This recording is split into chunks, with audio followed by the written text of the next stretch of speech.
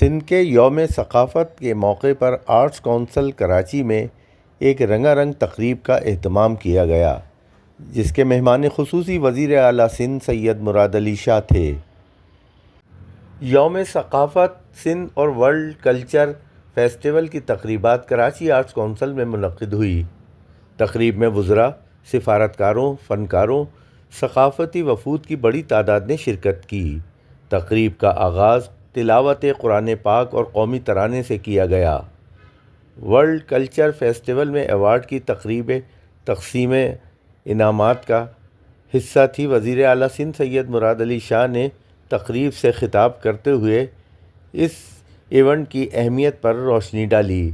ان کا کہنا تھا کہ کراچی نے 142 ممالک کے 1000 سے زائد فنکاروں کی میزبانی کی ہے۔ وزیر اعلیٰ نے کہا کہ کلچر فیسٹیول 39 روز تک شاندار انداز میں جاری رہا۔ اس فیسٹیول میں سندھ اور پاکستان کی بے مثال ثقافتی عکاسی ہوتی ہے۔ سندھ کلچر ڈے اور ورلڈ کلچر فیسٹیول کا اختتام ایک دن ہونا خوشگوار اتفاق ہے۔ وزیر اعلیٰ سندھ نے آرٹس کونسل کراچی کی اس تاریخی میزبانی پر اس کا شکریہ ادا کیا اور اسے مبارکباد پیش کی۔